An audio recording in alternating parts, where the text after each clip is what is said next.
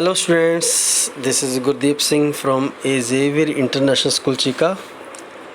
Today we are going to start grammar lesson. Let's start.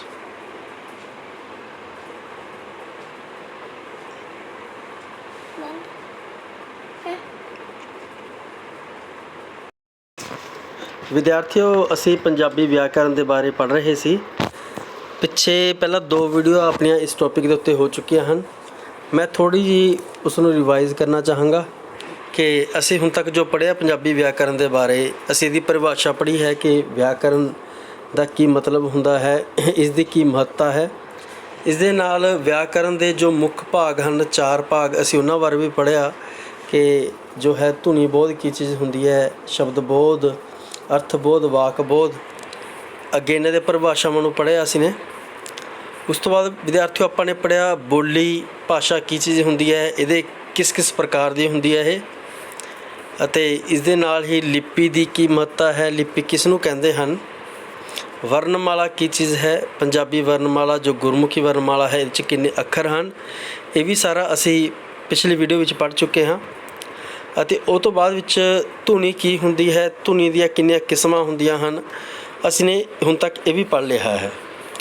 ਤੋ ਇਸ ਤੋਂ ਬਾਅਦ ਅੱਗੇ ਜੋ ਸਾਡਾ ਇੱਕ ਆ ਗਿਆ ਸੀ, ਇਸ ਤੋਂ ਬਾਅਦ ਵਿੱਚ ਉਹ ਸੀ ਅਨੁਨਾਸਕ ਵਿਅੰਜਨ। ਦੇਖੋ ਵਿਦਿਆਰਥੀਓ, ਗੱਲ ਕੀ ਹੈ ਕਿ ਸਵਰ ਅਤੇ ਵਿਅੰਜਨ 2 ਚੀਜ਼ਾਂ ਨੇ।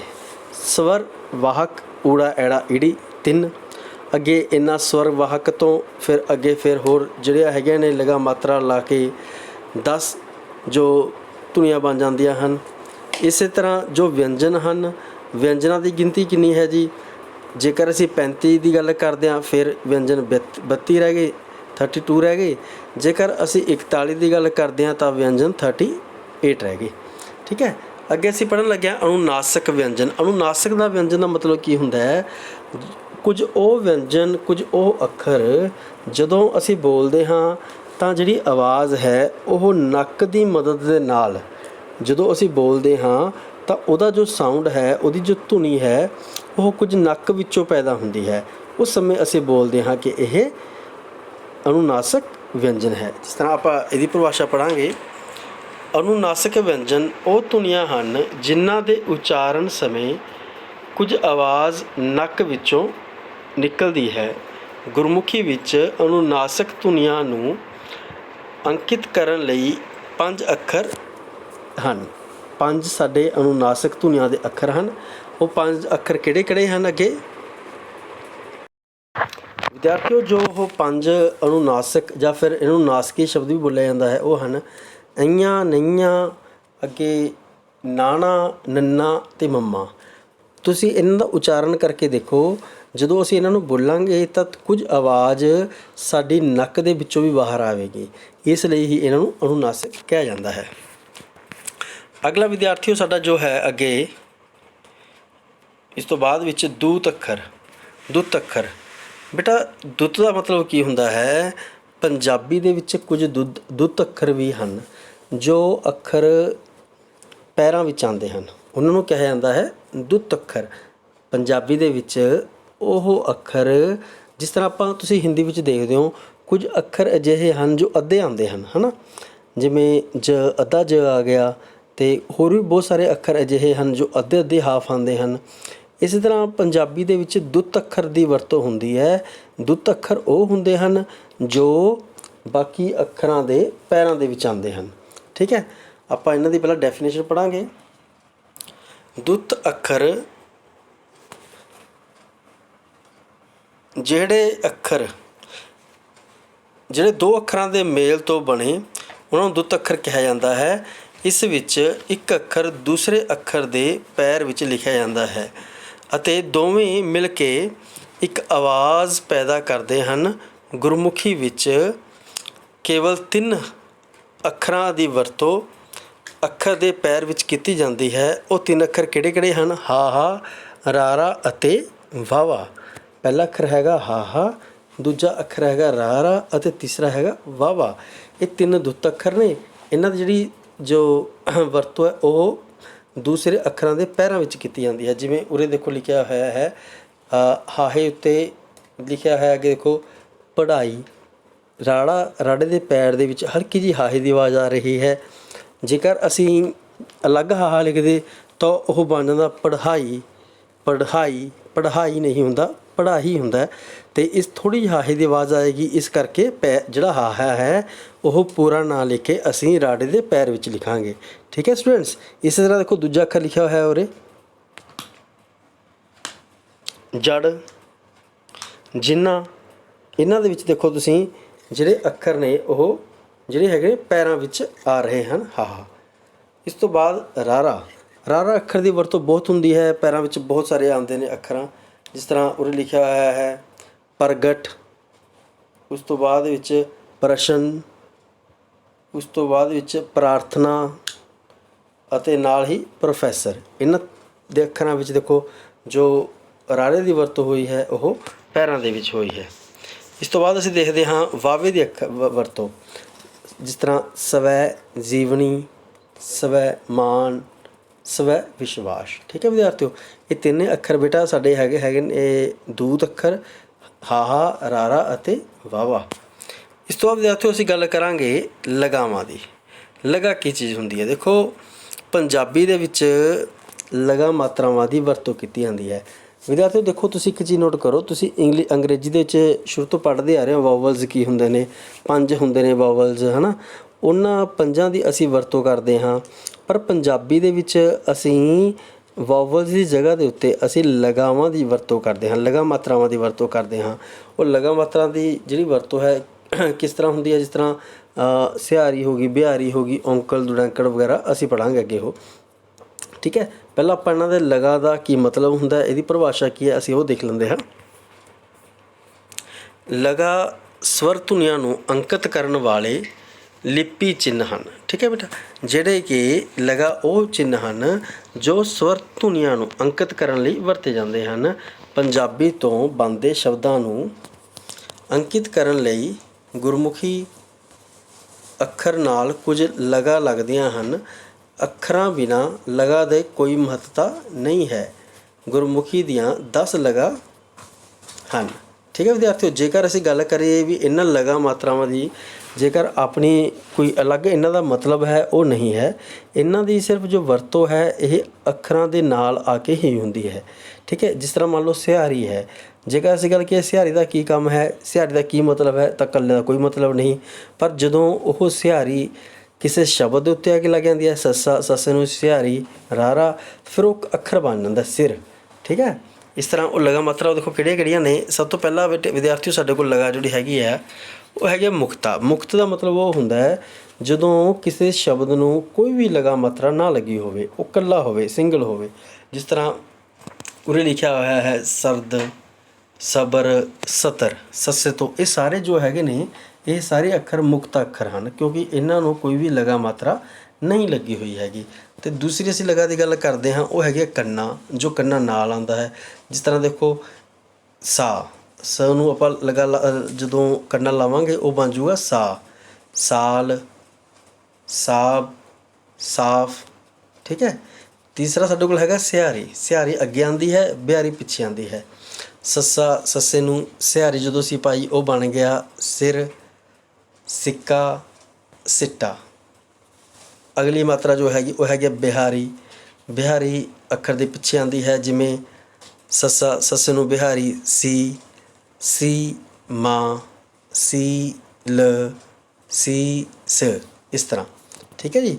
ਅੱਗੇ ਵਿਦਿਆਰਥੀਓ ਆ ਗਿਆ ਬੇਟਾ ਔਂਕੜ। ਔਂਕੜ ਜਿਹੜੀ ਆਪਾਂ ਜਿਸ ਤਰ੍ਹਾਂ ਊ ਦੀ ਆਵਾਜ਼ ਕੱਢਣੀ ਹੁੰਦੀ ਹੈ, ਸੱਸੇ ਨੂੰ ਔਂਕੜ ਸੂ ਬਣ ਗਿਆ, ਹੈ ਨਾ। ਹਾਹੇ ਨੂੰ ਔਂਕੜ ਹੂ ਬਣ ਗਿਆ। ਠੀਕ ਹੈ, ਹਾਹੇ ਨੂੰ ਔਂਕੜ ਨਾਣਾ ਹੁਣ, ਸੁਣ, ਸੁਰ। ਇਹ ਸਾਰੇ ਅੱਖਰ ਬਣੇ ਹਨ ਔਂਕੜ ਦੇ ਨਾਲ। ਅੱਗੇ ਵਿਦਿਆਰਥੀਓ ਦੁਲੈਂਕੜ। ਦੁਲੈਂਕੜ ਦੇਖੋ ਜਦੋਂ ਅਸੀਂ ਨੇ ਥੋੜ੍ਹਾ ਜਿਹਾ ਔਂਕੜ ਦੇ ਨਾਲੋਂ ਜ਼ਿਆਦਾ ਜ਼ੋਰ ਦੇ ਕੇ ਬੋਲਣਾ ਹੋਵੇ, ਇਸ ਤਰ੍ਹਾਂ ਜਿਵੇਂ ਦੇਖੋ ਸੱਸੇ ਨੂੰ ਦੁਲੈਂਕੜ ਸੂ। ਉਰੇ ਲਿਖਿਆ ਹੈ ਦੇਖੋ ਬੇਟਾ ਸੱਸੇ ਨੂੰ ਦੁਲੈਂਕੜ, ਰਾਰਾ, ਮੰਮਾ ਨੂੰ ਕੰਨਾ, ਸੂਰਮਾ। ਜੇਕਰ ਅਸੀਂ ਉਰੇ ਇਕੱਲੀ ਔਂਕੜ ਪਾਉਂਦੇ ਫਿਰ ਉਹ ਬਣ ਜਾਂਦਾ ਸੁਰਮਾ। ਠੀਕ ਹੈ, ਇਹ ਸ਼ਬਦ ਯਾਦ ਰੱਖਿਆ ਕਰੋ। ਜੇਕਰ ਅਸੀਂ ਨੇ ਅੱਗੇ ਲਿਖਿਆ ਹੈ ਸੱਸੇ ਨੂੰ ਦੁਲੈਂਕੜ ਦਿੱਤਾ ਸੂਤ, ਜੇਕਰ ਅਸੀਂ ਇਕੱਲੀ ਔਂਕੜ ਪਾਉਂਦੇ ਉਹ ਬਣ ਜਾਂਦਾ ਸੁੱਤ। ਠੀਕ ਹੈ ਜੀ। ਇਸੇ ਤਰ੍ਹਾਂ ਇਹ ਬਣ ਗਿਆ ਦੇਖੋ ਸੱਸਾ ਸੱਸੇ ਨੂੰ ਦੁਲੈਂਕੜ ਚੱਚੇ ਨੂੰ ਬਿਹਾਰੀ ਸੂਚੀ। ਜੇਕਰ ਅਸੀਂ ਇਹ ਨਾ ਪਾਉਂਦੇ ਦੁਲੈਂਕੜ ਔਂਕੜ ਪਾਉਂਦੇ ਉਹ ਸੁੱਚੀ ਬਣ ਜਾਂਦਾ। ਇਸ ਤਰ੍ਹਾਂ ਜਦੋਂ ਅਸੀਂ ਥੋੜ੍ਹਾ ਜਿਹਾ ਇਹਨੂੰ ਜ਼ੋਰ ਦੇ ਕੇ ਬੋਲਦੇ ਹਾਂ। ਅੱਗੇ ਬੇਟਾ ਆ ਗਿਆ ਸ਼ਬਦ ਦੇਖੋ ਆਪਣਾ ਲਾਂ। ਲਾਂ ਹਮੇਸ਼ਾ ਉੱਪਰ ਲੱਗਦੀ ਹੁੰਦੀ ਹੈ, ਜਿਵੇਂ ਸੱਸਾ ਸੱਸੇ ਨੂੰ ਲਾਵਾਂ ਸੇ। ਠੀਕ ਹੈ। ਅਤੇ ਕੱਕਾ ਕੱਕੇ ਨੂੰ ਲਾਵਾਂ ਲੱਲੇ ਨੂੰ ਕਰਨਾ ਕੇ ਲਾ। ਜਦੋਂ ਅਸੀਂ ਇਹਦੇ ਦੁਲਾਵਾਂ ਪਾ ਦਾਂਗੇ ਉਹ ਕੈਲਾ ਬਣ ਜੂਗਾ ਫਿਰ। ਠੀਕ ਹੈ ਜੀ। ਅੱਗੇ ਆ ਗਿਆ ਦੇਖੋ ਸੱਸਾ ਸੱਸੇ ਨੂੰ ਲਾਵਾਂ ਕੱਕਾ ਸੇਕ। ਛੱਛਾ ਛੱਛੇ ਨੂੰ ਲਾਵਾਂ ਉੱਪਰ ਨਾਲ ਰਾਰਾ ਸ਼ੇਰ। ਜੇਕਰ ਅਸੀਂ ਉਹਨੂੰ ਦੁਲਾਵਾਂ ਲਾਤੀਆਂ ਉਹ ਕੀ ਬਣ ਜੂਗਾ ਸ਼ੈਰ। ਇਸ ਤਰ੍ਹਾਂ ਇਹ ਸਾਨੂੰ ਇਹਦੀ ਸਾਊਂਡ ਨੂੰ ਸਾਨੂੰ ਪਹਿਚਾਨਣਾ ਪੈਂਦਾ ਹੈ। ਇਸ ਤੋਂ ਬਾਅਦ ਵਿਦਿਆਰਥੀਓ ਸਾਡੇ ਕੋਲ ਆ ਗਿਆ ਦੁਲਾਵਾਂ। ਦੁਲਾਵਾਂ ਦੇਖੋ ਜਿਸ ਤਰ੍ਹਾਂ ਸੱਸਾ ਸੱਸ ਨੂੰ ਲਾਵਾਂ ਸੈ। ਸੱਸਾ ਸੱਸ ਨੂੰ ਦੁਲਾਵਾਂ ਰਾਰਾ ਸੈਰ ਸੈਨਾ ਸੈਨਤ। ਠੀਕ ਹੈ ਜੀ। ਅੱਗੇ ਆ ਗਿਆ ਹੋੜਾ, ਉਹਦੀ ਆਵਾਜ਼ ਕੱਢ ਰਿਹਾ ਹੈ ਸੋਹਣਾ ਸੋਚ ਸੋਨਾ। ਅੱਗੇ ਵਿਦਿਆਰਥੀਓ ਆ ਗਿਆ ਸਾਡੇ ਕੋਲ ਘਨੋੜਾ। ਜਦੋਂ ਅਸੀਂ ਕੰਮ ਹੋੜੇ ਦਾ ਹੀ ਹੁੰਦਾ ਬਟ ਥੋੜ੍ਹੀ ਨਾਲ ਹਾਹੇ ਦੀ ਆਵਾਜ਼ ਆਉਂਦੀ ਹੈ। ਇਸ ਤਰ੍ਹਾਂ ਆਪਾਂ ਇੱਕ ਸ਼ਬਦ ਲੈਣਾ ਹੈ। ਦੇਖੋ ਦਿਮਾਗ 'ਚ ਮੇਰੇ ਆ ਗਿਆ ਫੌਜੀ। ਜਦੋਂ ਅਸੀਂ ਫੌਜੀ ਬੋਲਦੇ ਹਾਂ ਤਾਂ ਫ ਤੋਂ ਬਾਅਦ ਹਲਕੀ ਜਿਹੀ ਹ ਦੀ ਆਵਾਜ਼ ਆਉਂਦੀ ਹੈ ਫੌਜੀ। ਇਸ ਕਰਕੇ ਅਸੀਂ ਉਹਦੇ ਉੱਤੇ ਘਨੋੜਾ ਪਾਉਂਦੇ ਹਾਂ, ਹੋੜਾ ਨਹੀਂ ਪਾਉਂਦੇ ਲਿਖਦੇ। ਠੀਕ ਹੈ। ਇਸੇ ਤਰ੍ਹਾਂ ਇੱਕ ਸ਼ਬਦ ਆ ਗਿਆ ਔਰਤ। ਔਰਤ ਜਦੋਂ ਅਸੀਂ ਔਰਤ ਬੋਲਦੇ ਹਾਂ ਉਦੋਂ ਵੀ ਹਲਕੀ ਜਿਹੀ ਐੜੇ ਤੋਂ ਬਾਅਦ ਹ ਦੀ ਆਵਾਜ਼ ਆਉਂਦੀ ਹੈ। ਇਸ ਕਾਰਨ ਉਹ 'ਤੇ ਘਨੋੜਾ ਲਿਖਿਆ ਕਰਦੇ ਨੇ। ਠੀਕ ਹੈ ਜੀ। ਉਰੇ ਲਿਖਿਆ ਦੇਖੋ ਸੌਖਾ ਸੌੜਾ ਇਸ ਤਰ੍ਹਾਂ। ਸੋ ਵਿਦਿਆਰਥੀਓ ਦੇਖੋ ਇਹ ਟੋਟਲ ਆਪਣੀਆਂ 10 ਲਗਾਂ ਮਾਤਰਾ ਹੋ ਗਈਆਂ। ਤੁਸੀਂ ਇਸ ਨੂੰ ਧਿਆਨ ਨਾਲ ਇੱਕ ਵਾਰ ਦੇਖੋ, ਪੜ੍ਹੋ ਅਤੇ ਉਸਨੂੰ ਆਪਣਾ ਕਾਪੀ ਉੱਤੇ ਲਿਖਣ ਦੀ ਕੋਸ਼ਿਸ਼ ਵੀ ਕਰੋ। ਦੇਖੋ ਚਾਹੇ ਬੇਸ਼ੱਕ ਤੁਸੀਂ ਇਹ ਚੀਜ਼ਾਂ ਕਾਫੀ ਟਾਈਮ ਤੋਂ ਪਹਿਲਾਂ ਪੜ੍ਹਦੇ ਆ ਰਹੇ ਹੋ, ਪਰ ਮੈਂ ਜੋ ਗੱਲ ਸੋਚੀ ਵੀ ਕਿਉਂ ਨਾ ਛੁੱਟੀਆਂ ਦੇ ਵਿੱਚ, ਕਿਉਂਕਿ ਸਾਡੇ ਕੋਲ ਟਾਈਮ ਵੀ ਹੈ ਹੁਣ, ਤੁਹਾਨੂੰ ਮਤਲਬ ਸਾਰਾ ਕੁਛ ਇੱਕ ਵਾਰ ਦੁਬਾਰਾ ਰਿਕਾਲ ਕੀਤਾ ਜਾਵੇ। ਇੱਕ ਵਾਰ ਤੁਹਾਨੂੰ ਦੁਬਾਰਾ ਯਾਦ ਕਰਾਇਆ ਜਾਏ ਕਿ ਆਪਾਂ ਨੇ ਹੁਣ ਤੱਕ ਕੀ ਕੁਛ ਪੜ੍ਹਿਆ ਹੋਇਆ ਹੈ। ਠੀਕ ਹੈ। ਕਿਉਂਕਿ ਵਿਦਿਆਰਥੀਓ ਇਹ ਰੂਲਸ ਬੜੇ ਜ਼ਰੂਰੀ ਹੁੰਦੇ ਨੇ ਕਿਸੇ ਵੀ ਭਾਸ਼ਾ ਦਾ। ਮੈਂ ਤੁਹਾਨੂੰ ਪਹਿਲਾਂ ਦੱਸਿਆ ਸੀ ਜੇਕਰ ਅਸੀਂ ਸ਼ੁੱਧ ਰੂਪ ਸਮਝਣਾ, ਮਿਆਰੀ ਰੂਪ ਸਮਝਣਾ ਹੈ, ਉਹਦੇ ਲਈ ਅਸੀਂ ਬੜਾ ਜ਼ਰੂਰੀ ਹੈ ਕਿ ਉਸ ਭਾਸ਼ਾ ਦੇ ਨਿਯਮਾਂ ਨੂੰ ਸਮਝੀਏ। ਦੇਖੋ ਤੁਸੀਂ ਬੜੀ ਮਿਸਟੇਕ ਕਰਦੇ ਹੋ, ਸਪੈਲਿੰਗ ਮਿਸਟੇਕ। ਜਿਸ ਤਰ੍ਹਾਂ ਮੰਨ ਲਓ ਸਿਹਾਰੀ ਥਾਂ 'ਤੇ ਬਿਹਾਰੀ ਲਿਖਤੀ, ਔਂਕੜ ਥਾਂ 'ਤੇ ਦੁਲੈਂਕੜ ਲਿਖਤੀ। ਇਸ ਦਾ ਕਾਰਨ ਇਹੀ ਹੁੰਦਾ ਹੈ ਕਿਉਂਕਿ ਸਾਨੂੰ ਇਹਨਾਂ ਅੱਖਰਾਂ ਦੇ, ਇਹਨਾਂ ਜੋ ਲਗਾ ਦੇ ਜੋ ਸਾਊਂਡ ਦੀ ਸਹੀ ਪਹਿਚਾਣ ਨਹੀਂ ਹੁੰਦੀ। ਅਸਲ ਦੇ ਵਿੱਚ ਵਿਦਿਆਰਥੀਓ ਜਿਸ ਤਰ੍ਹਾਂ ਆਪਾਂ ਬੋਲਦੇ ਹਾਂ ਉਸ ਤਰ੍ਹਾਂ ਹੀ ਅਸੀਂ ਲਿਖਦੇ ਹਾਂ। ਜੇਕਰ ਅਸੀਂ ਸ਼ੁੱਧ ਬੋਲਾਂਗੇ ਤਾਂ ਸ਼ੁੱਧ ਅਸੀਂ ਲਿਖਾਂਗੇ। ਜੇਕਰ ਲਿਖਣ ਲੱਗੀ ਅਸੀਂ ਅਸ਼ੁੱਧ ਬੋਲਦੇ ਹਾਂ ਤਾਂ ਸਾਡਾ ਜੋ ਲਿਖਣਾ ਹੈ ਉਹ ਵੀ ਅਸ਼ੁੱਧ ਹੀ ਹੋਏਗਾ। ਜਦੋਂ ਅਸੀਂ ਅਸ਼ੁੱਧ ਬੋਲਦੇ ਹਾਂ ਤਾਂ ਸਾਨੂੰ ਜੇਕਰ ਇਹਨਾਂ 10 ਲਗਾ ਮਾਤਰਾ ਦੀ ਸਹੀ ਪਹਿਚਾਣ ਹੋਊਗੀ, ਇਹਨਾਂ ਦੀ ਆਵਾਜ਼ ਦੀ ਸਾਨੂੰ ਸਹੀ ਪਹਿਚਾਣ ਹੋ ਜੂਗੀ, ਤਾਂ ਉਸ ਤੋਂ ਬਾਅਦ ਵਿੱਚ ਅਸੀਂ ਆਪਣਾ ਸ਼ਬਦਾਂ ਦਾ ਉਚਾਰਨ ਸਹੀ ਕਰਾਂਗੇ ਅਤੇ ਉਹ ਸ਼ਬਦ ਫਿਰ ਅੱਗੇ ਸਹੀ ਲਿਖੇ ਜਾਣਗੇ। ਸੋ ਇਸੇ ਤਰ੍ਹਾਂ ਦੇਖੋ ਅਗਲਾ ਜਿਹੜਾ ਟੋਪਿਕ ਹੈ ਇਹ ਵਿਦਿਆਰਥੀਓ ਲਗਾਖਰ ਦਾ ਆ ਜਾਂਦਾ। ਠੀਕ ਹੈ। ਲਗਾਖਰ ਦਾ ਟੋਪਿਕ ਵੀ ਮੈਂ ਤੁਹਾਨੂੰ ਅੱਜ ਕਰਵਾ ਹੀ ਦਿੰਦਾ ਅਤੇ ਇਸ ਤੋਂ ਬਾਅਦ ਅਸੀਂ ਅੱਜ ਦੀ ਵੀਡੀਓ ਖਤਮ ਕਰਾਂਗੇ। ਫਿਰ ਲਗਾਖਰ ਦਾ ਬੇਟੇ ਮਤਲਬ ਹੁੰਦਾ ਹੈ ਜੋ ਅਸੀਂ ਅੱਖਰ ਦੇ ਉੱਪਰ ਪਾਉਂਦੇ ਹਾਂ। ਜਿਸ ਤਰ੍ਹਾਂ ਮੰਨ ਲਓ ਅਸੀਂ ਬਿੰਦੀ ਪਾਉਂਦੇ ਹਾਂ, ਅੱਧਕ ਪਾਉਂਦੇ ਹਾਂ, ਟਿੱਪੀ ਪਾਉਂਦੇ ਹਾਂ। ਇਹਨਾਂ ਨੂੰ ਕੀ ਕਿਹਾ ਜਾਂਦਾ ਜੀ? ਲਗਾਖਰ। ਦੇਖੋ ਲਗਾ ਅਸੀਂ ਪੜ੍ਹ ਲਈਆਂ, 10 ਲਗਾਂ ਹੋ ਗਈਆਂ। ਮੁਕਤੇ ਤੋਂ ਸ਼ੁਰੂ ਕੀਤੀ ਸੀ ਅਸੀਂ ਨੇ, ਘਨੋੜੇ ਤੱਕ ਆ ਗਈ। ਠੀਕ ਹੈ ਜੀ। ਇਸੇ ਤਰ੍ਹਾਂ ਵਿਦਿਆਰਥੀਓ ਅਸੀਂ ਹੁਣ ਲਗਾਖਰ ਬਾਰੇ ਜੇਕਰ ਪੜ੍ਹੀਏ, ਲਗਾਖਰ ਕੀ ਚੀਜ਼ ਹੁੰਦੀ ਹੈ ਤਾਂ ਲਗਾਖਰ ਦੇਖੋ ਬਿੰਦੀ, ਟਿੱਪੀ ਅਤੇ ਅੱਧਕ ਇਹ ਤਿੰਨੇ ਜਿਹੜੇ ਹੈਗੇ ਨੇ ਲਗਾਖਰ ਹੁੰਦੇ ਹਨ। ਆਪਾਂ ਦੀ ਇੱਕ ਵਾਰ ਆਪਾਂ ਪੜ੍ਹ ਲੈਂਦੇ ਹਾਂ। ਇਹਦੀ ਜੋ ਡੈਫੀਨੇਸ਼ਨ ਹੈ ਉਹ ਹੈ ਦੇਖੋ ਲਗਾ ਨਾਲ ਸੰਬੰਧ ਅੱਖਰਾਂ ਨਾਲ ਹੁੰਦਾ ਹੈ। ਲਗਾ ਦਾ ਸੰਬੰਧ ਅੱਖਰਾਂ ਨਾਲ ਹੁੰਦਾ ਹੈ। ਅੱਖਰਾਂ ਅਤੇ ਲਗ ਦੇ ਮੇਲ ਤੋਂ ਬਾਹਰ ਬਣਦਾ ਹੈ। ਦੇਖੋ ਵਿਦਿਆਰਥੀਓ ਲਗਾਖਰ ਉਹ ਚਿੰਨ੍ਹ ਹੁੰਦੇ ਹਨ, ਲਗਾਖਰ ਉਹ ਚਿੰਨ੍ਹ ਹਨ ਜਿਹੜੇ ਲਗਾਂ ਦੇ ਨਾਲ ਵਰਤੇ ਜਾਂਦੇ ਹਨ। ਜਿਹੜੀਆਂ ਆਪਾਂ ਉੱਪਰ 10 ਲਗਾਂ ਪੜ੍ਹ ਕੇ ਆਏ ਹਾਂ, ਇਹਨਾਂ 10 ਲਗਾਂ ਦੇ ਨਾਲ ਇਹ 3 ਲਗਾਖਰਾਂ ਦੀ ਵਰਤੋਂ ਕੀਤੀ ਜਾਂਦੀ ਹੈ। ਗੁਰਮੁਖੀ ਲਿਪੀ ਵਿੱਚ 3 ਤਰ੍ਹਾਂ ਦੇ ਲਗਾਖਰ ਹੁੰਦੇ ਹਨ। ਉਹ ਲਗਾਖਰ ਕਿਹੜੇ ਕਿਹੜੇ ਨੇ ਜੀ? ਪਹਿਲੀ ਬਿੰਦੀ ਆ ਗਈ, ਦੂਜੀ ਟਿੱਪੀ ਆ ਗਈ ਅਤੇ ਤੀਸਰੀ ਅੱਧਕ ਆ ਗਈ। ਇਹਨਾਂ 3 ਲਗਾਖਰਾਂ ਬਾਰੇ ਅਸੀਂ ਪੜ੍ਹਾਂਗੇ ਜੀ। ਹੁਣ ਇਹਨਾਂ ਦੀ ਵਰਤੋਂ ਕੀ ਹੈ? ਦੇਖੋ ਜਿਹੜੀ ਬਿੰਦੀ ਹੈ ਤੁਹਾਨੂੰ ਪਤਾ ਬੇਟੇ, ਇਹ ਜਿਸ ਤਰ੍ਹਾਂ ਨਾਸਕੀ ਸਵਰ ਅਸੀਂ ਬੋਲਦੇ ਹਾਂ ਉਦੋਂ ਨੱਕ ਵਿੱਚੋਂ ਆਵਾਜ਼ ਆਉਂਦੀ ਹੈ ਨਾ, ਇਸੇ ਤਰ੍ਹਾਂ ਵਿਦਿਆਰਥੀਓ ਦੇਖੋ, ਜਿਹੜੀ ਬਿੰਦੀ ਹੈ ਅਤੇ ਜਿਹੜੀ ਬਿੰਦੀ ਦੀ ਆਵਾਜ਼ ਹੈ ਉਹ ਵੀ ਨਾਸਕੀ ਹੀ ਹੈ। ਜਿਵੇਂ ਜੇਕਰ ਉਰੇ ਲਿਖਿਆ ਦੇਖੋ ਗੈਂਦ ਲਿਖਿਆ ਹੈ, ਗੈਂਦ ਹੈ ਨਾ, ਜੇਕਰ ਅਸੀਂ ਗੱਗਾ ਗੱਗੇ ਉੱਤੇ ਲਾਵਾਂ ਨਾਲ ਬਿੰਦੀ ਦੱਦਾ, ਇਹ ਬਣ ਗਿਆ ਗੈਂਦ। ਜੇਕਰ ਅਸੀਂ ਬਿੰਦੀ ਨਾਲ ਲਾਉਂਦੇ ਤਾਂ ਇਹ ਬਣ ਜਾਂਦਾ ਗੈਂਦ। ਗੈਂਦ ਨਾ ਬਣਦਾ ਗੈਦ ਬਣ ਜਾਂਦਾ, ਗੈਦ। ਜਦੋਂ ਅਸੀਂ ਗੈਦ ਨੂੰ ਦੇ ਉੱਪਰ ਬਿੰਦੀ ਲਾਤੀ ਤਾਂ ਇਹ ਬਣ ਗਿਆ ਗੈਂਦ। ਅੱਗੇ ਲਿਖਿਆ ਹੈ ਗਾ, ਜੇਕਰ ਅਸੀਂ ਮੰਨ ਲਓ ਉੱਪਰ ਬਿੰਦੀ ਨਾ ਲਾਉਂਦੇ ਫਿਰ ਇਹ ਬਣ ਜਾਂਦਾ ਗਾ, ਪਰ ਅਸੀਂ ਬਿੰਦੀ ਲਗਾਤੀ, ਇਹ ਬਣ ਗਿਆ ਗਾਂ। ਜਿਹੜੀ ਅਸੀਂ ਘਰਾਂ 'ਚ ਪਾਲਦੇ ਹਾਂ ਉਹ ਗਾਂ ਬਣ ਗਈ, ਠੀਕ ਹੈ। ਅੱਗੇ ਲਿਖਿਆ ਹੈ ਨੰਨਾ ਨੰਨੇ ਨੂੰ ਬਿਹਾਰੀ ਨਾਲ ਦੱਦਾ, ਨੀਂਦ। ਨੀਂਦ ਬਣ ਗਿਆ ਹੈ ਨੀਂਦ, ਪਰ ਜਦੋਂ ਅਸੀਂ ਬਿਹਾਰੀ ਦੇ ਨਾਲ ਬਿੰਦੀ ਲਾਤੀ ਉਹ ਕੀ ਬਣ ਗਿਆ ਜੀ, ਨੀਂਦ, ਜਿਹੜਾ ਅਸੀਂ ਸੌਂਦੇ ਹਾਂ, ਠੀਕ ਹੈ ਵਿਦਿਆਰਥੀਓ। ਇਸ ਤਰ੍ਹਾਂ ਅੱਗੇ ਜਿਹੜਾ ਅਸੀਂ ਸਾਊਂਡ ਪੜ੍ਹਨ ਲੱਗਿਆ ਹਾਂ ਉਹ ਆ ਗਿਆ ਜੀ ਟਿੱਪੀ। ਵਿਦਿਆਰਥੀਓ ਦੇਖੋ, ਟਿੱਪੀ ਜਿਹੜੀ ਆਵਾਜ਼ ਹੈ, ਟਿੱਪੀ ਦੀ ਆਵਾਜ਼ ਵੀ ਨ ਦੇ ਵਿੱਚੋਂ ਨਾਸਕੀ ਹੀ ਆਉਂਦੀ ਹੈ। ਜਿਸ ਤਰ੍ਹਾਂ ਉਰੇ ਲਿਖਿਆ ਹੈ ਸੰਗ, ਸੰਗ।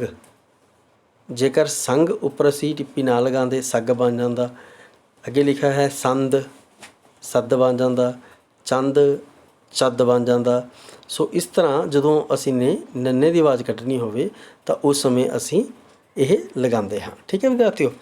ਅੱਗੇ ਬੇਟਾ ਆਪਣੇ ਕੋਲ ਲਾਸਟ ਜਿਹੜਾ ਆਪਾਂ ਪੜ੍ਹਨ ਲੱਗੇ ਹਾਂ ਉਸ ਨੂੰ ਬੋਲਦੇ ਹਨ ਅੱਧਕ।